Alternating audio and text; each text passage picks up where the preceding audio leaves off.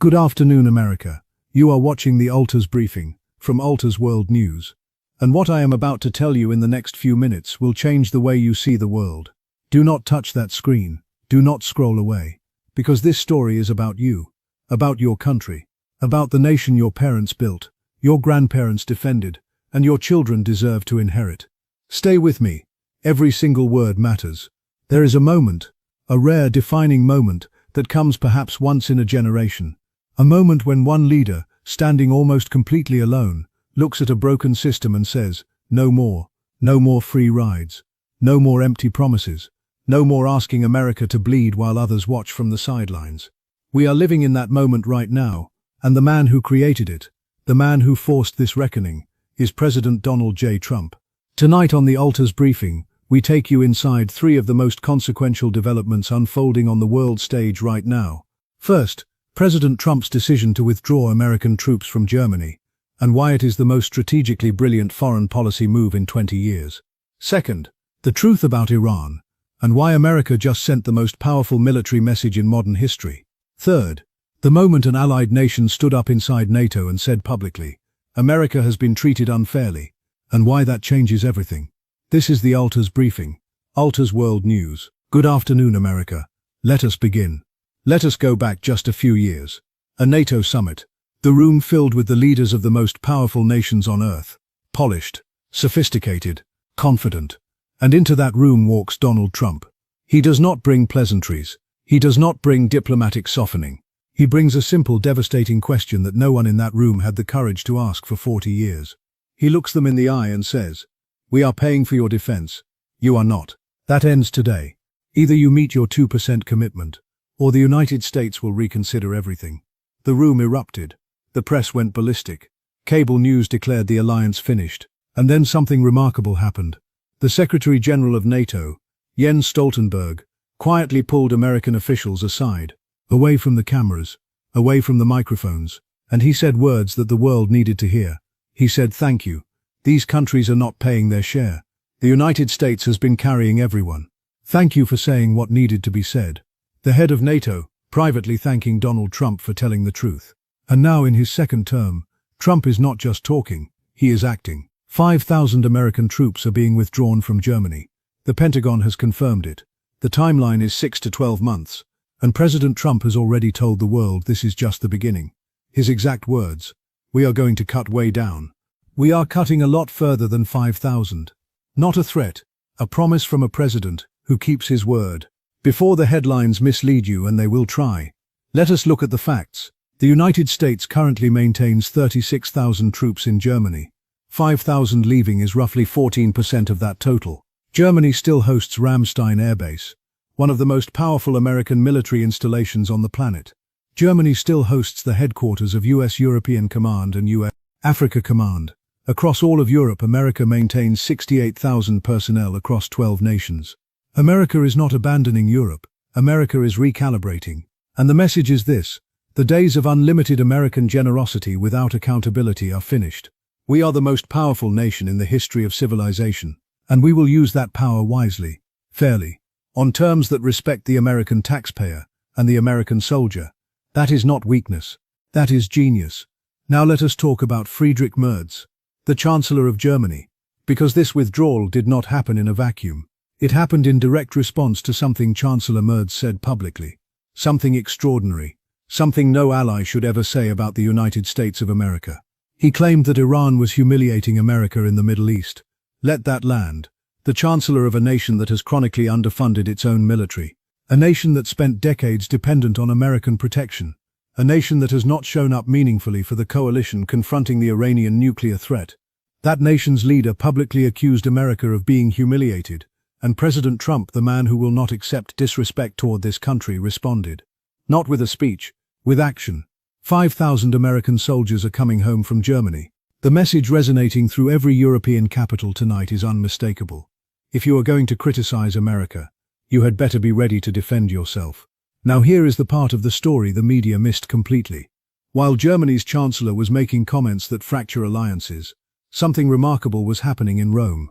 Italy's leadership stepped forward, and in careful, measured diplomatic language, they drew a distinction that needed to be drawn. They said Italy has always honored its commitments. Italy has honored every commitment it has undertaken.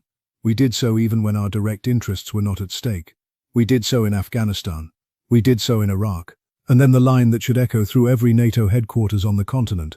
I do not consider some of the things that have been said about us to be fair. Read between the lines, America. An allied nation standing inside the Atlantic Alliance is publicly separating countries that showed up from countries that did not. Nations that paid in blood and treasure from nations that enjoyed the protection without contributing to it.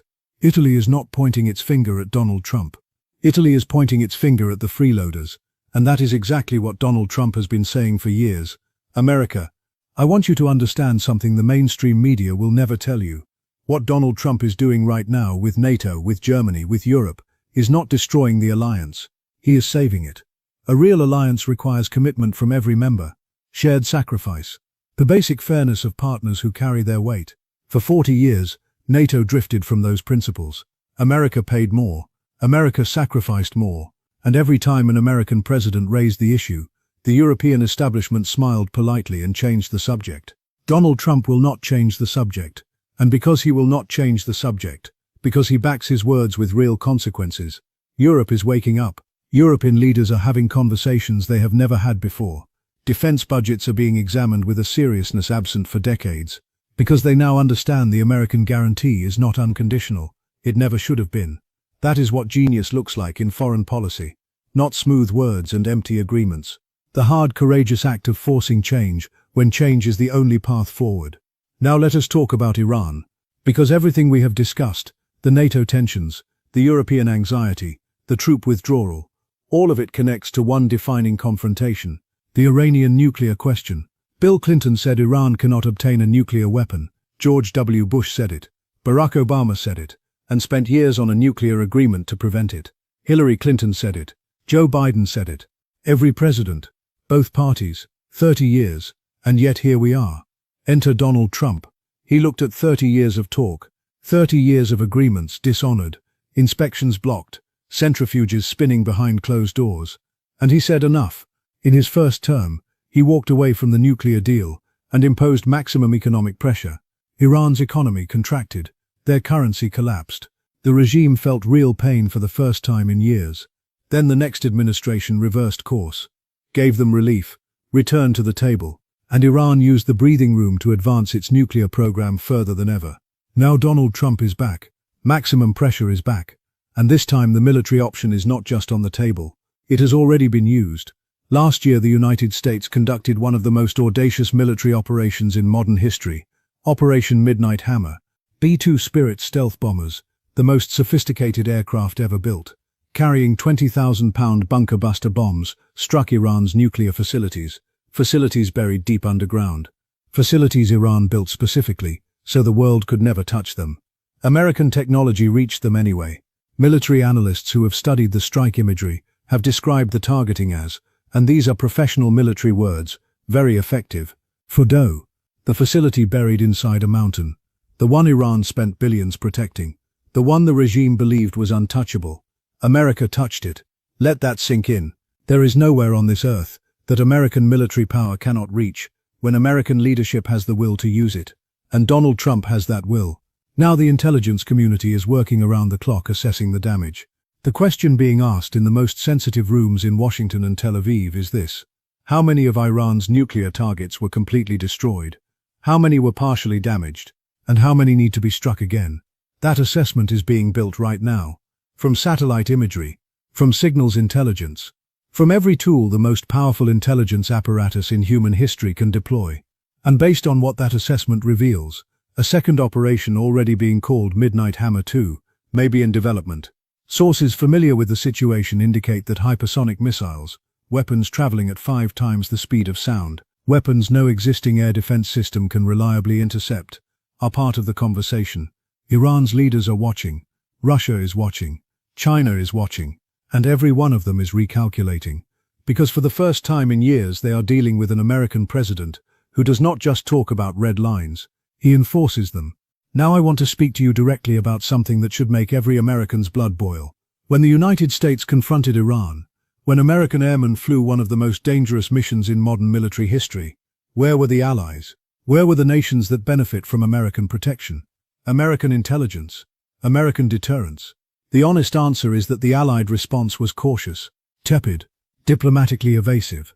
One observer put it plainly this week: all the Allies have been a disgrace ever since the Iran confrontation began. Germany, critical. Britain under its current leadership, less than fully engaged. Others quiet. And this is exactly why 5,000 American troops are leaving Germany. Not just because of one comment from one chancellor, because of a pattern. A long, expensive, infuriating pattern of American commitment, met with European ambivalence. America acts, America pays, America pays. And then the nations that benefit from America's actions stand at the podium and offer polite criticism. Donald Trump has decided this cycle ends. Not with anger, with strategy, with leverage, with the disciplined use of American power to force fundamental change. And it is working. America, hear this clearly. What you are watching on the world stage right now is not a crisis of American leadership. It is the return of American leadership. Real leadership. Honest leadership. The kind that does not apologize for American strength and does not ask the American taxpayer to write another blank check for nations that will not defend themselves. For 4 years under the previous administration, adversaries grew bolder. Iran advanced its nuclear program.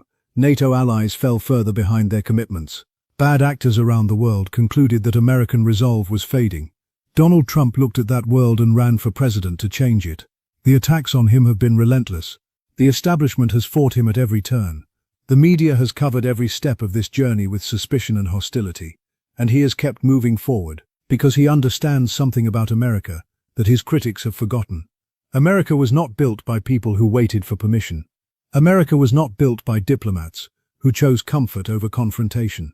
America was built by men and women of extraordinary courage who looked at hard problems and said, "We will solve them, on our terms, with our values, without apology." Donald Trump is that American, and the world, slowly, grudgingly, unmistakably, is adjusting to that reality. You, the person watching this right now, maybe you served, put on the uniform and went where your country asked you to go. Maybe you sent a son or a daughter and waited. Maybe you have simply loved this country your entire life, learned its history, believed in its promise, never stopped believing that America at its best is the greatest force for good the world has ever known. This broadcast is for you. What is happening right now, complicated, often misunderstood as it may be, is happening in your name, in the name of your service, your sacrifice, your faith in this country. Donald Trump is not doing this for the establishment, not for the European critics or the academic commentators, or the foreign policy professionals who managed America's decline for so many years with such elegant language. He is doing it for you, for the country you love, for the America you believe in, and you should feel proud, not in an empty way, in a deep earned bone-level way. The kind of pride that comes from knowing your nation is willing to stand up and do what is right, even when it is hard. Even when the whole world is watching and criticizing and second-guessing, America stands up. It always has. It always will. Good afternoon, America. This is the Alters briefing. From Alters World News, history will record this moment clearly. While others talked about a strong America, one man built it. While others worried about tomorrow's headlines, one man watched the horizon. While others managed the decline, one man refused to accept that decline was inevitable. His name is Donald J. Trump. And America right now, in this complicated and consequential moment, is stronger because of him. Stay proud, stay engaged, stay informed, and share this broadcast with every American who loves this country. Because the real story, the true story, deserves to be heard. Good afternoon, America. This has been the Alters briefing. From Alters World News, we will see you next time.